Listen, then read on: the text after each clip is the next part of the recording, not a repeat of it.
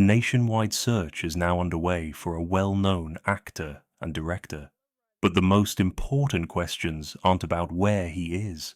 They're about how this situation unfolded, what is actually confirmed, and what remains legally unresolved. According to publicly available information, an arrest warrant has been issued and multiple agencies are now involved. But when you look closely at the timeline and the procedures behind this case, a much more complex story begins to emerge, one that goes far beyond a single name. And that's where most people stop paying attention.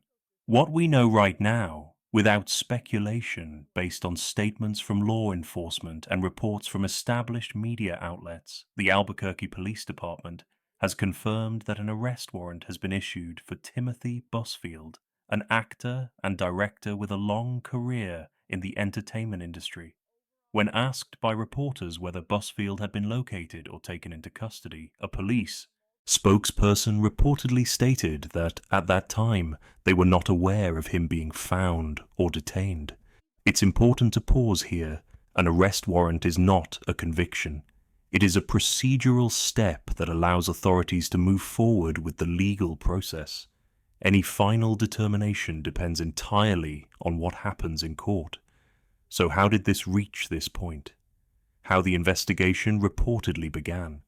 According to information included in official documents that later became publicly available, the investigation began in late 2024. Reports indicate that a medical professional at the University of New Mexico Hospital contacted authorities after concerns arose during a medical examination involving minors. By law, such reports do not establish guilt. They trigger a mandatory review process designed to protect minors and determine whether further investigation is warranted. In this case, that initial step reportedly led to a longer review that unfolded over several months. And this is where the timeline becomes critical. A timeline that raises questions. According to a police report later filed by the minor's mother, allegations of inappropriate conduct were said to involve a period spanning from late 2022 through the spring of 2024. That report was formally submitted to authorities in 2025, according to publicly cited sources. However, documentation also indicates that earlier complaints did not immediately lead to criminal action, reportedly because the situation at that stage did not meet the legal threshold required to proceed. This is often where public understanding breaks down. This does not automatically mean concerns were ignored. It reflects how the legal system distinguishes between administrative reports, protective services involvement, and criminal prosecution, each of which has different evidentiary standards. So why did the case resurface later? The professional setting mentioned in the case. According to information referenced in the warrant, the minors were reportedly working as child actors on the television series The Cleaning Lady, where Busfield served as a director. The show aired between 2022 and 2025, which aligns with the time frame described in the allegations. It's important to be precise here. Working in a professional production environment does not imply wrongdoing. Productions of this scale operate under rules, supervision, and industry safeguards. That's exactly why cases like this are procedurally complex. They involve multiple institutions, contractual relationships, and overlapping oversight responsibilities. According to police documentation, Busfield allegedly told investigators that the parents were upset about casting decisions involving their children. From a legal standpoint, statements like this represent a defense position, not evidence. But things changed once additional agencies became involved. Why federal authorities reportedly stepped in. When a local police department is unable to locate a person named in an arrest warrant, procedures allow for additional resources to be requested.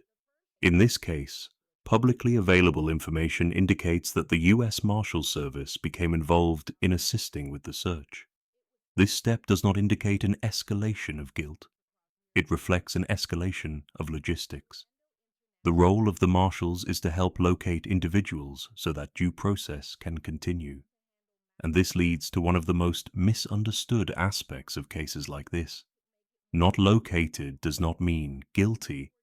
Terms like manhunt or at large can carry strong emotional weight.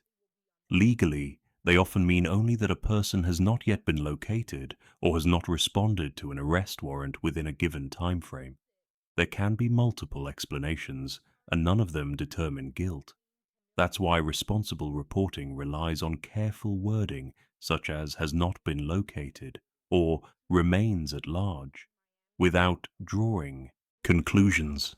So what does all of this mean beyond this one case? Why this story is bigger than one individual? Regardless of the eventual outcome, cases like this raise broader questions. How are reports initially evaluated? Who decides when a case crosses from review into criminal prosecution? And does the system move quickly, or only when specific legal thresholds are met? These questions are not accusations. They are about understanding how the system functions. And that brings us to the next, deeper layer of this story. Why allegations don't immediately become criminal cases. One of the most misunderstood aspects of cases like this is time. From the outside, months or even years between an initial concern and a formal arrest warrant can look alarming. Inside the legal system, however, those gaps often reflect process, not inaction. When allegations involve minors, authorities typically move through multiple layers: medical and mandatory reporting, child protective services reviews, preliminary law enforcement interviews, and only then, if legal thresholds are met, criminal investigation. Each stage requires different standards of evidence. A report can be serious enough to trigger protective oversight, while still not meeting the burden required for criminal charges at that moment. And that distinction matters more than most people realize. Why no action doesn't always mean no investigation. According to publicly available information in this case, earlier complaints reportedly did not result in immediate criminal charges. That detail has drawn significant attention, but it's often misunderstood. In legal terms, no action taken can mean no arrest at that stage, no formal charges filed yet, or no immediate escalation beyond review. It does not necessarily mean authorities stopped paying attention. In fact, in many cases involving minors, information is preserved, timelines are tracked, and additional disclosures are monitored over time. That process can feel invisible to the public until a case suddenly re-emerges, which leads to the question many people ask next.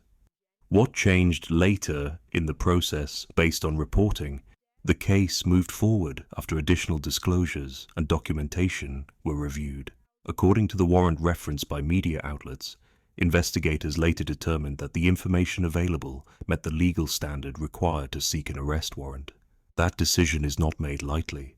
Before a warrant is issued, prosecutors and investigators typically review consistency of statements, corroborating information, timelines, and whether the allegations meet statutory definitions under the law. Only after that review does a judge authorize a warrant. This is a critical point. Issuing a warrant reflects probable cause, not a verdict. Public perception versus legal reality, high-profile names introduce another layer of complexity. Visibility. When a case involves someone known to the public, every procedural step is amplified, analyzed, and often misunderstood. Silence from authorities can be interpreted as avoidance. Careful wording can be misread as evasiveness, and delays can be mistaken for favoritism. In reality, the system operates the same way it does in less visible cases, but under far brighter lights. And that visibility can affect everyone involved. Why careful language matters. That's why responsible reporting relies on phrases like, according to publicly available court documents, investigators allege, the case remains under legal review. These phrases aren't designed to soften reality. They exist to protect due process, especially in cases that have not yet reached trial. For viewers, this is important. It allows space for facts to be established without substituting speculation for evidence. But the media environment doesn't always encourage patience.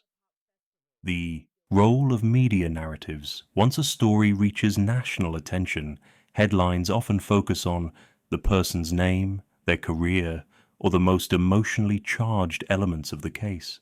What gets less attention is how long investigations take, why certain steps happen when they do, and how legal safeguards apply to everyone involved. This imbalance can shape public perception long before a courtroom ever does, and that creates real consequences. Why restraint protects everyone. Legal restraint isn't about minimizing allegations. It's about ensuring that claims are evaluated fairly, evidence is tested properly, and outcomes are determined by law, not momentum. For alleged victims, this process is meant to prevent dismissal without review. For the accused, it prevents judgment without trial. That balance is uncomfortable, but it's intentional, and it leads directly to the most important unresolved question. What happens next? Procedurally based on publicly available information, the next steps depend on locating the individual named in the warrant and bringing the case formally before the court. Only then can charges be addressed directly, legal arguments be presented, and facts be examined under oath. Until that happens, everything else remains part of an ongoing legal process, not a conclusion. Which brings us to the broader takeaway.